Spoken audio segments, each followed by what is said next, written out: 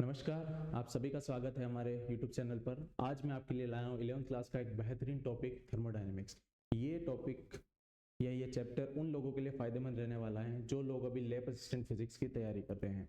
तो इस चैप्टर के अंदर जो सिलेबस है उन सिलेबस के बारे में हम डिस्कस करने वाले हैं। उससे पहले जितने बेसिक टॉपिक्स बनते हैं इस चैप्टर से रिलेटेड उनकी भी हम इस वीडियो में चर्चा करने वाले हैं। तो चलिए शुरू करते हैं। तो चैप्टर का नाम है अपना थर्मोडायनेमिक्स। सबसे पहले सिलेबस की बात कर लेते हैं। तो सिलेबस को इन्होंने 3 मेजर टॉपिक्स में बांटा है। सबसे पहला आपका टॉपिक रहने वाला है first law of thermodynamics. Second topic आपका मेजर रहने वाला है सेकंड लॉ ऑफ थर्मोडायनेमिक्स। और थर्ड टॉपिक आपका मेजर रहने वाला है कार्नोट इंजन और रेफ्रिजरेटर। तो चैप्टर शुरू करने से पहले आपको सबसे पहले दो मेन चीजों के बारे में पता होना चाहिए, क्योंकि हम चैप्टर पढ़ने जा रहे हैं थर्मोडायनेमिक्स। थर्मो का सीधा मतलब होता है हीट से।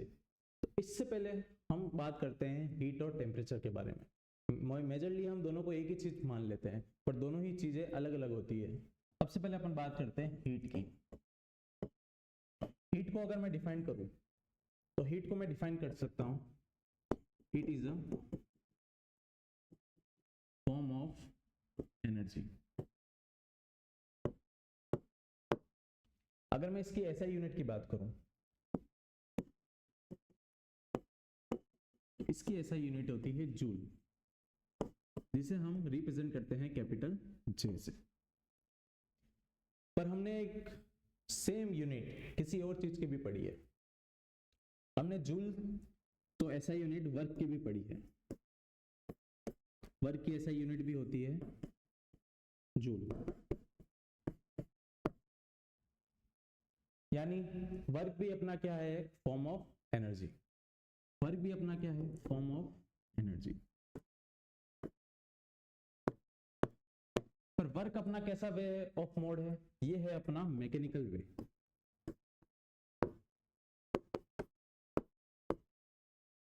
और ये है अपना नॉन मैकेनिकल वे।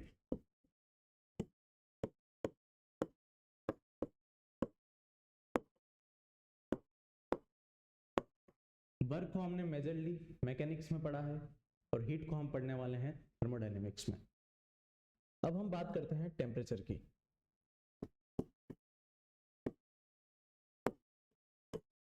टेम्परेचर को मेजरली आपने दो चीजों से ही पढ़ा होगा, ये एक ही डेफिनेशन से पढ़ा होगा, the degree of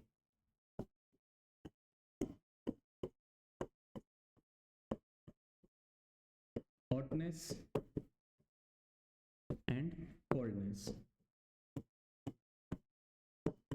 is known as temperature. पर हम जिस लेवल की तैयारी कर रहे हैं उसके अंदर इसका बेसिक कंसेप्ट मालूम होना चाहिए अपने को। तो सबसे पहले मैं अगर बात करूं तो टेम्परेचर को मैं डिफाइन करता हूं the average energy of the system. अब average energy of the system से क्या मतलब निकलता है? फॉर एग्जांपल मैं आपको एक अच्छे एग्जांपल के साथ समझाता हूं। अगर मैं बात करूं दो सिस्टम की, दो सिस्टम है, एक को मैंने टेम्परेचर दे रखा है 50 डिग्री सेल्सियस और दूसरी बॉडी को मैंने टेम्परेचर दे रखा है 30 डिग्री सेल्सियस। ठीक है, मान लो इसके अंदर दो पार्टिकल्स पड़े हैं आसपास और इसमें भी दो पार्टिकल्स पड़े हैं आसपास। तो आपके हिसाब से कौन से बॉडी में जो पार्टिकल्स है वो ज्यादा वाइब्रेट करेंगे?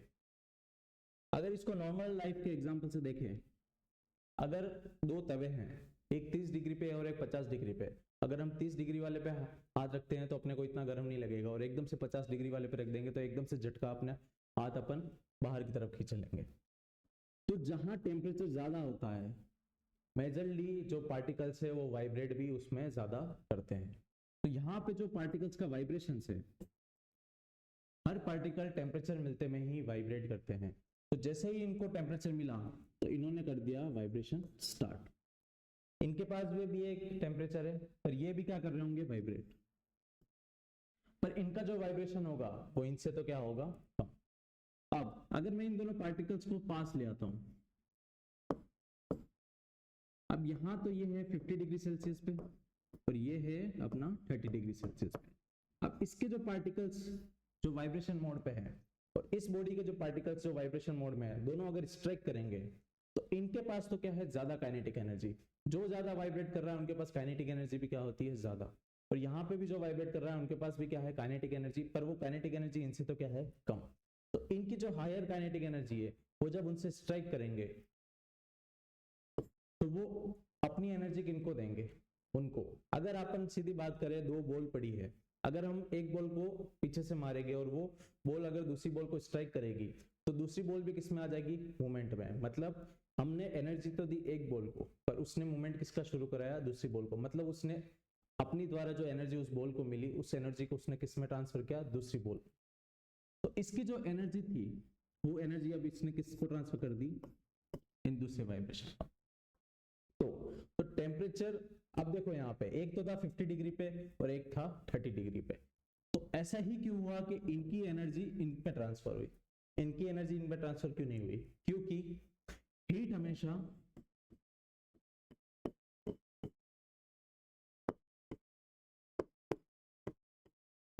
हॉट बॉडी से कोल्ड बॉडी की तरह भी ट्रांसफर होती है। या फिर ऐसा समझ लीजिए, higher temperature to lower temperature ही ट्रांसफर होती है, कभी भी हीट लो टेम्परेचर से हाई टेम्परेचर की तरफ नहीं आएगी। फॉर एग्जांपल, अगर किसी बॉडी का टेम्परेचर है 50 डिग्री सेल्सियस और किसी बॉडी का टेम्परेचर है 20 डिग्री सेल्सियस, अगर दोनों को पास रख देता हूं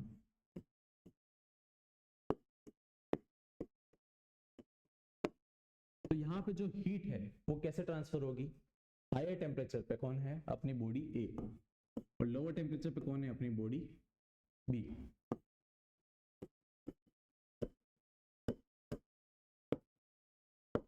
और बी किस पे है, एट लोअर टेम्परेचर। तो अब हीट का ट्रांसफर कैसे होगा अपना, हायर टेम्परेचर से लोअर टेम्परेचर की तरफ। तो हमेशा याद रखना, हीट ऑलवेज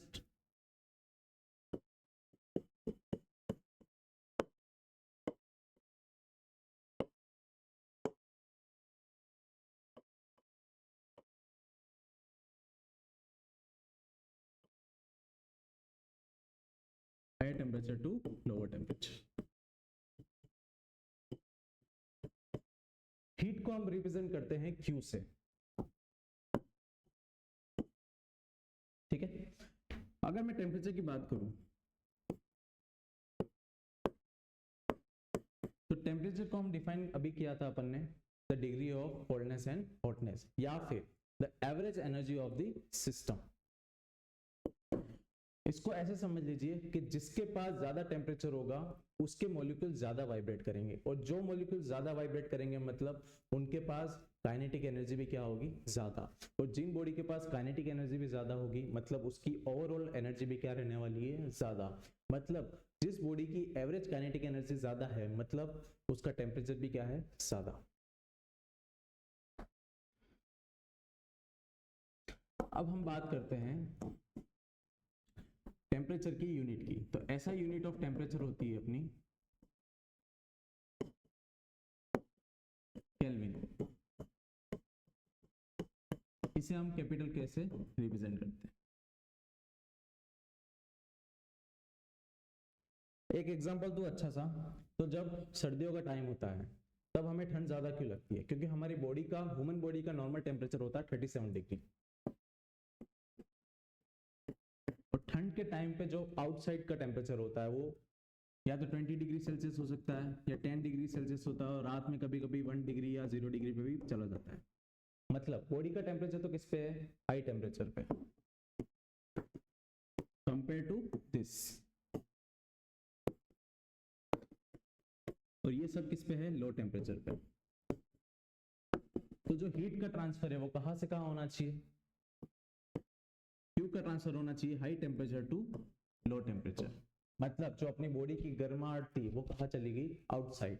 अब आउटसाइड चली गई तो अपनी बॉडी कैसी होगी, कूल डाउन। इसलिए हमें सर्दियों में ज्यादा ठंड लगती।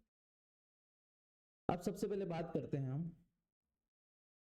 सिस्टम्स और सराउंडिंग की। दो मेजरली टॉपिक्स है आपके, सिस्टम और सराउंडिंग। अगर मैं सिस्टम को डिफाइन करूं जो भी चीज हम कंसिडर कर रहे हैं या फिर जिस चीज के बारे में हम बात कर रहे हैं या जिस चीज पे भी हम कोई ऑपरेशन अप्लाई कर रहे हैं, जैसे किसी बॉडी को टेम्परेचर दिया या इस बॉडी का टेम्परेचर ये है या फिर इस बॉडी से इतनी हीट निकली या फिर इस बॉडी पे इतनी हीट गई, मतलब जिस बॉडी को हम कंसिडरेशन में रख रहे हैं उस बॉडी को हम बोलते हैं सिस्टम।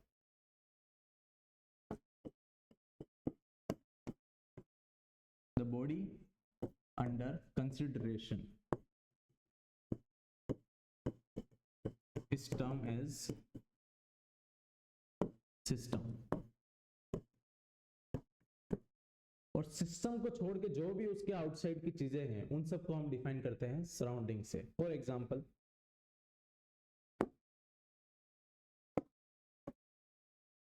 इस सर्कल को मैं कह दे रहा हूं एक बॉडी। अब मैं जितनी भी बात करूंगा इस सर्कल की बात करने वाला हूं। अगर मैं इसको ही टेम्परेचर दे रहा हूं, इससे टेम्परेचर निकाल रहा हूं, इसको अंडर कंसिडरेशन ले रहा हूं, तो इस सर्कल को मैं बोल दूंगा सिस्टम। अब इस सिस्टम को छोड़कर जितनी भी आउटसाइड की चीजें बची, ये पूरी चीजें, ये सारी कहलाती है सराउंडिंग।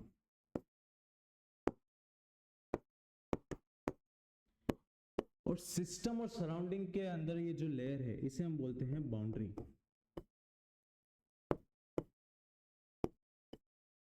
फॉर एग्जाम्पल, अगर मैं इस पेन की बात करता हूं, अगर इस पेन को मैं कोई टेम्परेचर दे रहा हूं और मैं इसको कंसिडरेशन के अंदर ले रहा हूं, तो इस पेन को मैं बोलूंगा सिस्टम। तो इस पेन को छोड़कर ये सारे रूम में पड़ी सारी चीजें, पूरा यूनिवर्स क्या हो जाएगा, सराउंडिंग, और ये पेन क्या हो गया, सिस्टम। और इस पेन के ऊपर की जो ये लेयर है ये कहला जाएगी अपनी बाउंड्री। अब डिफरेंट डिफरेंट टाइप्स की बाउंड्रीज होती हैं, तो उसके बारे में बात करते हैं।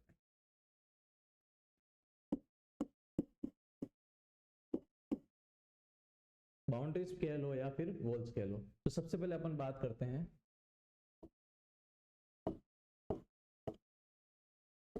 Conducting boundaries. कंडक्टिंग बाउंड्रीज वो होती है जो हीट को अलाउ करती है अपने आर पार जाने के लिए।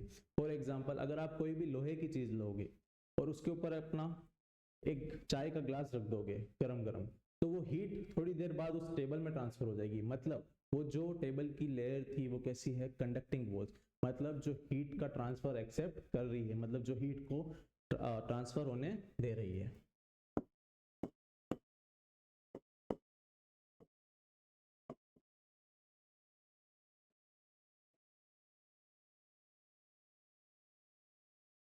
सेकेंड बाउंड्री होती है अपनी एडियाबेटिक बाउंड्री।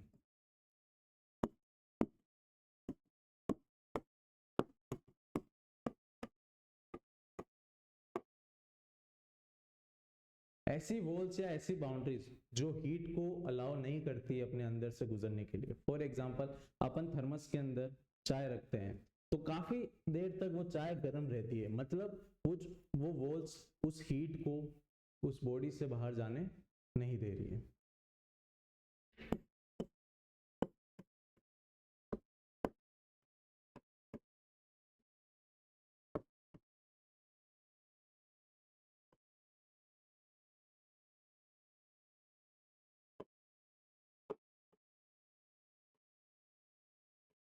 अगर वो हीट का ट्रांसफर नहीं होने दे रही है, मतलब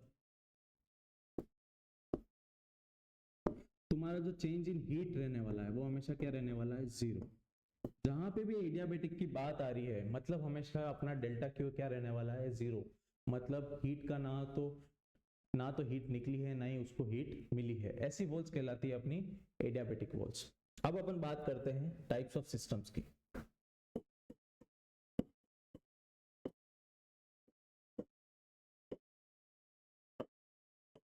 सिस्टम अपने 3 टाइप्स के होते हैं। एक होता है अपना ओपन सिस्टम, दूसरा होता है अपना क्लोज सिस्टम और तीसरा होता है अपना आइसोलेटेड सिस्टम। तो बात करते हैं अपन ओपन सिस्टम की।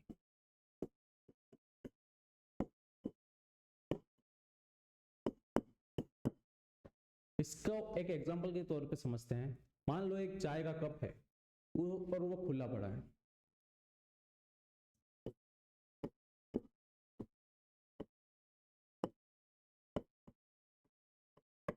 अब चाय अभी फिलहाल गर्म है, पर थोड़ी देर बाद अपन देखते हैं कि चाय धीरे धीरे ठंडी होती जाती है। ऐसा क्यों हो रहा है? क्योंकि वो सिस्टम कैसा है, ना तो उसकी बाउंड्रीज एडियाबेटिक है और वो सिस्टम भी कैसा है, ओपन। मतलब हीट इजीली बाहर जा सकती है। हीट जा सकती है मतलब हीट का सीधा संबंध किससे है, एनर्जी से, मतलब एनर्जी का तो ट्रांसफर हो रहा है। तो ओपन सिस्टम में एक तो एनर्जी का तो क्या होता है, ट्रांसफर। दूसरी बात करते हैं, अगर चाय का कप आधा खाली है तो मैं चाहूं तो उसको भर सकता हूं और चाहूं तो उसे खाली कर सकता हूं। मतलब मैं उसके अंदर मास या कुछ चीज ऐड भी कर सकता हूं और कोई चीज निकाल भी सकता हूं। मतलब मैं मास को बढ़ा भी सकता हूं और मास को निकाल भी सकता हूं। मतलब ओपन सिस्टम में हम मास को भी क्या कर सकते हैं, ट्रांसफर। तो ओपन सिस्टम में एक तो एनर्जी का ट्रांसफर हो गया और एक किसका ट्रांसफर हो गया, मास का। दोनों ही चीजें इसके अंदर ट्रांसफर होती है। सेकंड बात करते हैं अपन क्लोज सिस्टम की।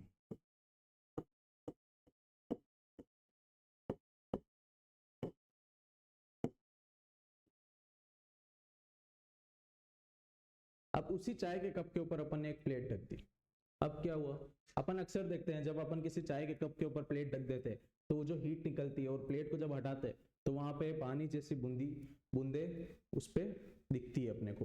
तो उसके अंदर हो क्या रहा है, जब आपने कप के ऊपर रख दी प्लेट, अब प्लेट रखने से क्या हुआ, जो हीट बाहर जानी चाहिए थी वो हीट बाहर इतनी प्रॉपर वे में जा नहीं सकी।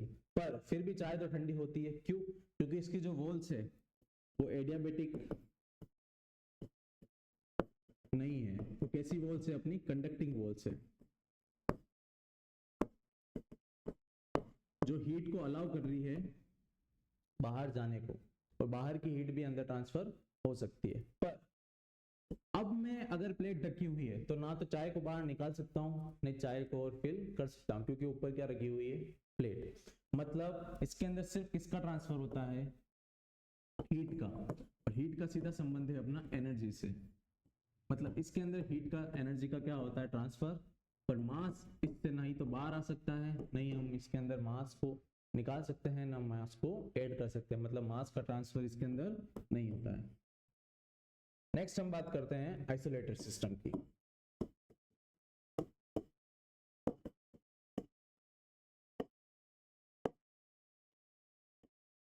आइसोलेटेड सिस्टम बोल दो या एडियाबेटिक सिस्टम बोल दो, क्योंकि इसके अंदर जो वॉल्स होती है, जो बाहर की बाउंड्री होती है, वो होती है एडियाबेटिक।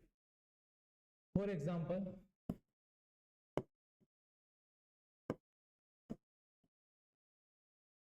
टी इन अ थर्मस। जब हम चाय को थर्मस के अंदर भरते हैं तो काफी घंटों तक वो चाय वैसी की वैसी गर्म रहती है। क्यों? क्योंकि उसकी जो बाउंड्रीज है, उसकी जो वॉल्स है, उस थर्मस की जो वॉल्स है, वो कैसी वॉल्स है, एडियाबेटिक वॉल्स है। मान लो ये अपना थर्मस है, इसकी जो ये वॉल्स है वो कैसी वॉल्स है, एडियाबेटिक वॉल्स है। इसका मतलब ना तो अंदर की हीट बाहर जा सकती है, ना बाहर की हीट अंदर आ सकती है। अब ये एडियाबेटिक वॉल्स बनती कैसी है, मेजरली ये एडियाबेटिक वॉल्स बनाई जाती हैं थर्माकोल से। कुछ नहीं, इन दो लेयर्स के बीच में थर्माकोल की पतली पतली लेयर्स रख दी जाती है। बता दूं कि थर्माकोल एक बेड कंडक्टर है हीट का, जो अलाउ हीट को अपने आर से पार अलाउड नहीं करता है। तो इस वजह से वो काफी हद तक अपने को एडियाबेटिक वॉल्स प्रोवाइड करा सकता है। पर इस यूनिवर्स में कोई भी ऐसी चीज नहीं है जो परफेक्टली एडियाबेटिक हो, क्योंकि ऐसा पॉसिबल ही नहीं है कि हम सालों तक किसी चीज को गर्म का गर्म रख सकते हैं। वो थोड़ी देर बाद कभी ना कभी तो ठंडी पड़ेगी ही पड़ेगी। तो ऐसा मान सकते हैं कि एडियाबेटिक वॉल्स कुछ हद तक चीजों को गर्म वैसा का वैसा रख सकती है, मतलब हीट का ट्रांसफर रोक सकती है। तो आइसोलेटेड सिस्टम में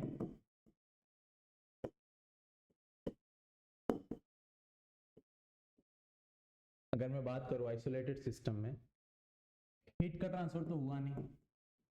हीट का रिलेशन किससे है, एनर्जी से। मतलब एनर्जी का तो ट्रांसफर, और थर्मस क्लोज ही रहता है हमेशा, तो उसका क्लोज रहेगा तभी उसके अंदर की हीट बाहर नहीं जा पाएगी। अगर ओपन रखेंगे तो फिर वो ओपन सिस्टम में ऐसे कंसिडर किया जाएगा। तो क्लोज रखेंगे तभी वो एज ए एडियाबेटिक माना जाएगा या आइसोलेटेड माना जाएगा। तो मास का भी एक्सचेंज नहीं हुआ।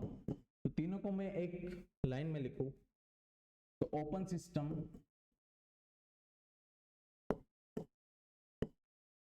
क्लोज सिस्टम और आइसोलेटेड सिस्टम। इसके अंदर एनर्जी और मास दोनों का ट्रांसफर हो सकता है।